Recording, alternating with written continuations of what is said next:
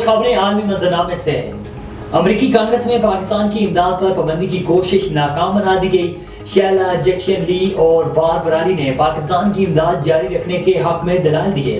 ریاست ٹینیسی کے Republican and O Goebbels نے پاکستان کی امداد پر پابندی لگانے کی تجویز کی، تاہم ڈیموکریٹس اور ریپبلکنز کے 298 اراکین نے اقدام کے خلاف جبکہ 132 اراکین نے حمایت میں ووٹ دیا۔ کانگریس ممبران شیلا جیکسن اور بار براری نے پاکستان کی امداد جاری رکھنے کے حق میں دلائل دیے۔ امریکہ نے اسرائیل کو ویزا فری ممالک کی فہرست میں شامل کر دیا۔ خبر ایجنسی کے مطابق فیصلے کے بعد اب اسرائیلی شہری بھی امریکہ میں بغیر ویزا داخل ہو سکیں گے۔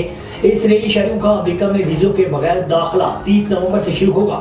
خبر ایجنسی کی رپورٹ کے مطابق اسرائیلی وزیر اعظم نیتن یاہو نے امریکی فیصلے کا خیر مقدم کرتے ہوئے کہا ہے کہ امریکی اقدام پر صدر بائیڈن کا شکریہ ادا کرتے ہیں۔ کینیڈا میں سکھ رہنما ہردیپ سنگھ نجر کے قتل کے واقعے کے بعد امریکی وفاقی تحقیقاتی ایجنسی نے امریکی سکھ برادری کی 3 اہم شخصیات کو بھارتی دہشت گردی سے خبردار کر دیا۔ میڈیا رپورٹس کے مطابق امریکہ وفاقی تحقیقاتی ایجنسی نے امریکی سکھ برادری کی 3 اہم شخصیات کو احتیاط کی ہدایت کی ہے۔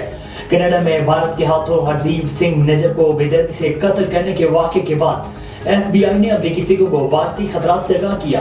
امریکی اخبار کا کہنا تھا کہ تینوں سکھ رہنماؤں کو کہا گیا ہے کہ ان کی زندگیوں کو خطرات لاحق ہو سکتے ہیں۔